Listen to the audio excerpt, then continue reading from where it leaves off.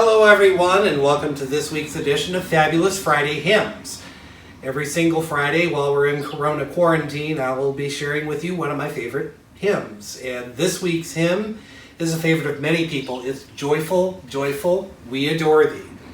The scripture reading that's the basis for this choice is the appointed psalm for the 6th Sunday of Easter, and that is Psalm 66, verses 8 through 20. Bless our God, O peoples. Let the sound of his praise be heard, who has kept us among the living and has not let our feet slip. For you, O God, have tested us. You have tried us as silver is tried. You brought us into the net. You laid burdens on our backs. You let people ride over our heads. We went through fire and through water, yet you have brought us out to a spacious place. I will come into your house with burnt offerings. I will pay you my vows, those that my lips uttered and my mouth promised when I was in trouble. I will offer to you burnt offerings of fatlings with the smoke of the sacrifice of rams.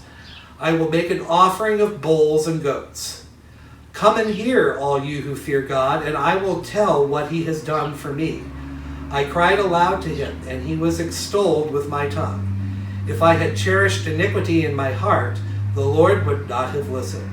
But truly, God has listened. He has given heed to the words of my prayer. Blessed be God, because he has not rejected my prayer or removed his steadfast love from me. The tune for this hymn was written by Ludwig van Beethoven, and it is the primary tune that is used in the fourth movement of Beethoven's Ninth Symphony, which was debuted in 1824 in Vienna. In music history, the Beethoven Ninth is most well known because it was the first symphony that made use of singers, 4 soloists, and a mixed chorus. Now, I know a lot of us know quite a bit about Ludwig van Beethoven and some information about the Ninth Symphony, so I wanted to find something that I didn't know about this work that I could share with you. And boy, did I find an interesting fact about this work. It is a frequently performed work, the Beethoven Ninth, at Christmas time and New Year's Eve in Japan. Here's how it came about. This is from an article posted on the website of the Japan Times on May 30th, 2018. They indicate that in 1914, during World War I, the Japanese military invaded eastern China and took a number of German prisoners as prisoners of war. In World War I, Japan was allied with Great Britain, and they were an opponent of Germany as opposed to World War II when they were together. But anyway, the Japanese took the German soldiers as prisoners of war and brought them to Naruto, Japan. And in this particular case, the POWs, the German POWs, were allowed to form businesses, publish their own newspapers, and even form musical societies. And they were also allowed to interact with the citizens of Naruto. They educated in areas such as engineering and craftsmanship and artistry. And it was in this spirit of sharing that the first performance of Beethoven's Ninth took place in Japan. Japanese first performance of the Beethoven Ninth specifically on June 1st, 1918, when the 45-member Tokushima Orchestra, all amateurs, paired with 80 German prisoners of war, with German prisoner of war Hermann Hansen directing the performance. Word got out about the Beethoven Ninth in Japan, and it started to become a frequently performed work between the two world wars. It gained even more popularity in the 1960s when those German POWs began to revisit Naruto and interact with the community again, and even more in the 1980s when Naruto opened their newest concert hall. And in Naruto, every year on June 1st, the Tokushima Orchestra teams up with citizens of Naruto in doing an annual performance of Beethoven's Ninth. However, the Ninth is most frequently performed in Japan during the Christmas season and on New Year's just like Handel's Messiah in the United States, or Tchaikovsky's Nutcracker, or Benjamin Britten's Ceremony of Carols. It brings large audiences and also brings large numbers of people together to perform it. There have been choruses as large as 5,000 for one performance and 10,000 singers for yet another. The text of this piece was written by Henry Van Dyke in 1907.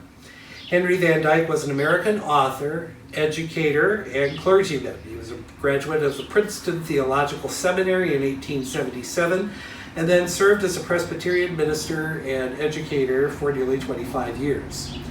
He wrote this specific text to go with Beethoven's tune and used the Berkshire Mountains of western Massachusetts and northwest Connecticut as an inspiration to write the words. He wrote about this specific hymn. These verses are simple expressions of common Christian feelings and desires in this present time. Hymns of today that may be sung together by people who know the thought of the age and are not afraid that any truth of science will destroy religion or any revolution on earth overthrow the kingdom of heaven. Therefore, this is a hymn of trust and joy and hope. The life of Henry Van Dyke crossed paths with some very well-known historic people at some very interesting times in life. For example, Van Dyke was the presiding minister at the funeral of Mark Twain in 1910 at the Brick Presbyterian Church in New York City. In 1913, Van Dyke was appointed by President Woodrow Wilson to be the ambassador to the Netherlands and Luxembourg, and he served in that position during much of World War I. Van Dyke was also a friend of Helen Keller, so much so that Helen Keller wrote about him, Dr. Van Dyke is the kind of a friend to have when one is up against a difficult problem. He will take trouble, days and nights of trouble, if it is for somebody else or for some cause he is interested in. I'm not an optimist, says Dr. Van Dyke. There's too much evil in the world and in me. Nor am I a pessimist. There is too much good in the world and in God. So I am just a meliorist, believing that He wills to make the world better and trying to do my bit to help and wishing that it were more. The most interesting intersection of Van Dyke and famous events occurred in 1997. 90 years after his death. He wrote a very well-known poem titled Time Is, and the second stanza of Time Is was read at the funeral of Princess Diana of Wales in 1997. The poem, that section reads, Time is too slow for those who wait, too swift for those who fear, too long for those who grieve, too short for those who rejoice. But for those who love, time is not. Joyful, joyful, we adore thee.